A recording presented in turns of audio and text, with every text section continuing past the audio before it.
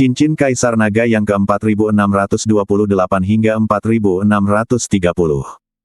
Suara serak 4628 penangkapan. Ku itu sama sekali tidak terkejut dengan sikap ayahnya, karena di mata Kui Wanxing, bisnis lebih penting daripada putranya sendiri. Dia bisa bertahan hidup tanpa putranya, tapi tanpa bisnisnya, akan merepotkan jika dia mencoba mengambilnya. Energi Kui Wanxing terfokus untuk mengendalikan seluruh kota Binateng. Sekarang ada 3 jenderal Binateng di kota Binateng, masing-masing mengendalikan satu sisi. Kui Wanxing ingin mengalahkan 2 jenderal Binateng lainnya dan kemudian memerintah seluruh kota Binateng. Penguasa kota sudah lama tidak muncul, dan mungkin dia pada akhirnya akan naik ke keabadian alam surgawi. Saat penguasa kota naik, penguasa kota baru harus muncul di kota Binateng. Kui Wanxing ingin menjadi penguasa kota yang baru, jadi sebelum penguasa kota itu naik ke keabadian, dia harus mengembangkan kekuatannya sendiri dan mencaplok 2 jenderal Binateng lainnya dalam satu gerakan. Faktanya, di antara 3 jenderal Binateng, tidak hanya Kui Wanxing yang berpikiran demikian, tetapi 2 jenderal Binateng lainnya juga berpikiran demikian. Xing Daorong juga ingin menjadi penguasa kota pada akhirnya, jika tidak, dia tidak akan seenaknya merayu para tamu dan menjanjikan banyak keuntungan. Ku itu pergi bersama orang-orangnya untuk mencari orang yang diam-diam membeli batu spiritual abadi. Tuan, disinilah dia berada. Kami telah mengetahui bahwa pemilik rumah ini bernama Qian Yue. Dia adalah seorang biksu manusia. Dia hanya menyembunyikan auranya dan diam-diam membeli batu spiritual abadi dengan harga tinggi di kota Binateng. Pengurus rumah tangga Kui mengikuti Ku itu dan melaporkan dengan suara rendah. Melihat rumah kecil yang tidak mencolok di depannya, Ku itu berkata, kirim orang untuk mengelilingi tempat ini, dan undang Tuan Luan untuk datang. Pasti ada formasi di rumah ini. Kata ayahku, usahakan untuk menaklukkan mereka semaksimal mungkin, tidak perlu melawan dan membunuh mereka, kami juga ingin mempekerjakan orang sekarang. Ku itu tahu bahwa ada formasi di halaman dan dia tidak bisa memaksa masuk. Selain itu, seorang biksu manusia telah lama bersembunyi di kota Binateng dan juga cukup mampu membeli batu spiritual abadi secara pribadi ingin mengambil uang itu, tetapi untuk apa yang batu abadi itu gunakan? Tuan, kami telah mengirim orang untuk mengepung tempat ini, dan Tuan Luan sudah dalam perjalanan. Kata pengurus rumah tangga Kui. Setelah Kui itu mendengar ini, dia melirik ke arah pengurus rumah tangga dengan kagum. Bagaimanapun, seseorang yang bisa menjadi pengurus rumah tangga di rumah Kui harus memiliki kemampuan untuk mengamati emosi orang. Beberapa menit kemudian, seorang lelaki tua mengenakan gaun hijau dan berjanggut diundang. Orang tua ini adalah Tuan Luan yang disebutkan oleh Ku itu, seorang master formasi. Master formasi sangat dihormati di kota Binateng. Tuan Luan. Melihat Tuan Luan datang, Ku itu dan pengurus rumah tangga bergegas maju untuk memberi hormat. Tuan Kui, mengapa kamu datang mencariku? Tuan Luan bertanya. Tuan Luan, ada seorang biksu manusia yang bersembunyi di rumah ini. Aku kira rumah ini pasti memiliki formasi, jadi aku meminta Tuan Luan untuk membantu memecahkan formasi tersebut dan tidak mengganggu orang-orang di dalamnya. Kataku itu, ini masalah sepele. Setelah Tuan Luan selesai berbicara, sebuah tanda rune muncul di telapak tangannya. Kemudian dengan lambaian lembut tangannya, rune itu perlahan melayang, dan kemudian cahaya putih samar melintas di seluruh rumah, dan tidak ada reaksi sama sekali. Itu saja, Tuan Luan berkata dengan tenang. Apakah ini sudah? Ku itu terkejut, dan kemudian memuji, Tuan Luan memang master formasi terkenal, kamu sungguh luar biasa. Aku dapat dengan mudah menghancurkan formasi tingkat rendah ini, tidak ada yang sulit. Tuan Luan berkata dengan bangga. Setelah menghancurkan formasi, Ku itu dan anak buahnya langsung bergegas masuk ke halaman rumah. Saat ini, Qian Yue masih memilah batu abadi yang dibeli. Dia berencana meminta Sentian untuk datang dan mengambilnya. Lagi pula, jika dia memiliki terlalu banyak batu abadi, itu akan menarik perhatian istana penguasa kota. Karena seluruh rumah dilindungi oleh formasi, Qian Yue tidak akan berpikir bahwa seseorang bisa masuk tanpa dia sadari, jadi dia melonggarkan kewaspadaannya. Suara serak 4629 pekerjaan guguik dan kuda. Namun saat dia menyadari seseorang datang, semuanya sudah terlambat. Ku itu menendang pintu hingga terbuka dan muncul di depan Qian Yue. Qian Yue tercengang, ada batu abadi yang menumpuk di depannya. Kamu sangat berani, kamu berani membeli dan menjual batu spiritual abadi secara pribadi di kota binatang. Ku itu melihat batu spiritual abadi di depan Qian Yue dan segera berteriak dengan marah. Alasan mengapa Ku itu tidak secara langsung mengungkapkan identitas Qian Yue, seorang biksu manusia, adalah karena dia takut Qian Yue akan melompati tembok dan berjuang untuk hidupnya. Menjual batu spiritual abadi secara pribadi bukanlah kejahatan yang serius, tetapi jika seorang biksu manusia muncul di kota binatang dan berani melakukan hal seperti itu, dia pasti akan dihukum mati. Tuan Kui. Qian Yue sedikit terkejut saat melihat Ku itulah yang membawa orang-orang ke sini secara langsung. Lagi pula, hal seperti ini biasanya dilakukan oleh tim penegak hukum kota binatang.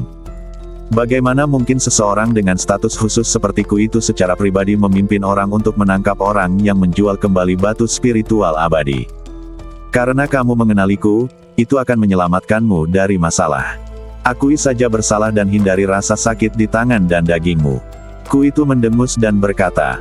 Melihat bahwa Ku itu tidak menyadari identitas manusianya, Qian Yue diam-diam menghela nafas lega, lalu menundukkan kepalanya dan berkata, Tuan Kui, aku bersalah. Aku diam-diam menjual kembali batu spiritual abadi. Aku mengaku bersalah dan menerima hukuman. Ku itu sangat puas saat melihat sikap Qian Yue. Orang seperti ini adalah yang terbaik untuk ditaklukkan. Kamu pasti akan dihukum karena menjual kembali batu abadi secara pribadi, tapi karena kamu memiliki sikap yang baik, kamu dapat menghindari masuk penjara dan kami hanya menyita batu abadi tersebut. Kataku itu. Qian Yue memandangku itu dengan tidak percaya dan berkata dengan wajah terkejut, apakah yang dikatakan Tuan Kui benar? Apakah aku benar-benar tidak perlu masuk penjara? Tentu saja, banyak orang yang menjual kembali batu spiritual abadi secara pribadi, dan ada juga yang mencurinya dari tempat pembelian resmi. Ada banyak hal seperti itu saat ini, dan kita hanya menutup mata. Ku itu berkata dengan santai. Qian Yue sedikit bingung, dia tidak percaya kata-kata ini keluar dari mulut Ku itu. Dia tahu bahwa Ku itu juga mewakili istana penguasa kota. Mungkinkah istana penguasa kota begitu toleran terhadap penjualan batu spiritual abadi secara pribadi? Tuan Kui, ini, untuk sesaat, Qian Yue tidak tahu harus berkata apa. Kamu hanya menjual kembali batu spiritual abadi secara pribadi hanya untuk memenuhi kebutuhan. Aku bisa memahaminya. Tapi kali ini akulah yang mengetahui dan menangkapmu. Jika itu adalah orang lain dari rumah jenderal, kamu mungkin tidak seberuntung itu. Menurutku lebih baik kamu terus membeli batu abadi, tapi kamu harus mengirimkannya ke rumah kami. Tentu saja kami juga akan membiarkanmu mendapatkan selisih harga, jadi kamu tidak perlu khawatir lagi. Ku itu melangkah maju dan menepuk bahu Qian Yue dan berkata. Mata Qian Yue melebar karena tidak percaya pada wajahnya, dan napasnya menjadi cepat karena kegembiraan. Tuan Kui, apakah kamu mengatakan yang sebenarnya? Qian Yue bertanya. Tentu saja benar. Mulai hari ini, kamu adalah anggota rumah Kui kami. Tidak ada yang berani memeriksamu lagi. Setelah Ku itu selesai berbicara, dia mendekati Qian Yue dan berkata, aku tahu kamu adalah ras manusia, tapi rumah Kui kami tidak pernah mendiskriminasi ras lain, jadi kamu tidak perlu khawatir. Kata-kataku itu seperti sesuatu yang meleduk di hati Qian Yue. Dia tidak pernah menyangka bahwa kota binatang tidak lagi mendiskriminasi ras lain. Apakah ini memungkinkan ras lain muncul di kota binatang? Jika ini masalahnya, lalu mengapa dia harus bergabung dengan aliansi perlawanan? Tuan Kui, aku lebih bersedia bekerja keras untukmu daripada sebelumnya, dan aku akan melewati api dan air tanpa ragu-ragu. Qian Yue berlutut di kakiku itu dengan penuh semangat. Tinggal di kota binatang ini, Qian Yue selalu khawatir dan gelisah. Dia takut ketahuan, dan dia bahkan tidak berani dengan bebas keluar ke jalan. Sekarang jika dia menjadi anggota rumah Kui, dia tidak akan takut lagi dan bisa merajalela di jalanan. Suara serak 4630 kerja sama. Hahaha, bagus sekali. Selama kamu bekerja keras, kamu tidak akan kekurangan sumber daya. Di rumah Kui kami, ketiga ras, manusia, iblis, dan binatang, adalah setara. Kui itu tertawa keras. Aku akan bekerja keras. Badan Qian Yue sedikit gemetar karena kegembiraan. Baiklah, Kalau begitu aku akan mengambil batu spiritual abadi itu, dan kamu tidak akan kehilangan koin spiritual emas ungu. Setelah Ku itu selesai berbicara, dia langsung melemparkan sekantong koin spiritual emas ungu ke Qian Yue. Tuan Kui, batu spiritual abadi ini adalah penghormatanku untuk rumah Kui, dan itu adalah hadiah ucapan selamat dariku. Qian Yue tidak berani menerima koin spiritual emas ungu itu. Rumah Kui kami tidak pernah melakukan ini. Simpan saja uangnya dan kumpulkan lebih banyak batu spiritual abadi di masa depan. Ku itu melempar koin spiritual emas ungu, lalu memerintahkan seseorang untuk mengambil batu spiritual abadi dan pergi. Qian Yue melihat koin spiritual emas ungu, dan untuk sesaat dia merasa seperti sedang bermimpi. Dia tidak pernah membayangkan hasil akhirnya akan seperti ini. Dia tidak pernah membayangkan akan menjadi anggota rumah Kui, dan pihak lain sangat murah hati. Qian Yue memutuskan untuk bergaul dengan rumah Kui mulai sekarang. Adapun menyetujui Sentian membantunya mendapatkan batu spiritual abadi, Qian Yue sudah melupakannya. Saat Sentian datang mencarinya, kembalikan saja koin spiritual emas ungu itu padanya. Ku itu keluar dari halaman dengan cibiran di wajahnya. Dia tidak menyangka bahwa uang dapat dihasilkan olehnya hanya dengan beberapa kata, dan dia bahkan tidak membayar harga apapun. Alasan mengapa Ku itu meminta Qian Yue untuk terus memperoleh batu spiritual abadi secara diam-diam adalah untuk menghindari menarik perhatian jenderal binatang lainnya. Batu abadi yang dibeli oleh penguasa kota semuanya terdaftar, dan tidak ada yang bisa menyembunyikannya dari pihak lain. Semuanya telah melewati tangan 3 jenderal binatang. Justru karena inilah 3 jenderal binatang terlalu malas untuk mengurusnya, menyebabkan titik akuisisi resmi dijaga dan juga dicuri. Faktanya, masing-masing dari 3 jenderal binatang diam-diam mengembangkan kekuatan mereka dan menimbun sumber daya, tetapi mereka harus melakukannya secara rahasia. Inilah sebabnya Ku itu meminta Qian Yue diam-diam membeli batu abadi untuk rumah Kui. Tidak lama setelah Ku itu pergi, Sentian juga tiba. Jika sedikit lebih cepat, maka mereka berdua akan bertemu satu sama lain. Akan sangat meriah jika kita bertemu. Di kota binatang ini, Sentian bertarung dengan Ku itu, dan dia mungkin tidak akan mendapatkan keuntungan apapun. Begitu Sentian masuk, dia bertemu Qian Yue yang hendak keluar. "Paman Qian, apakah kamu akan keluar?" Sentian bertanya dengan rasa ingin tahu. Dia harus tahu bahwa Qian Yue adalah seorang biksu manusia. Dia takut ditangkap meskipun dia bersembunyi di rumah, jadi kenapa dia berani keluar? "Tidak, aku mendengar suara berisik dan keluar untuk melihatnya. Aku tidak menyangka kamu ada di sini. Cepat masuk." Qian Yue berbohong dan mengundang Sentian masuk. Dia tidak bisa memberitahu Sentian bahwa dia telah berlindung di rumah Kui.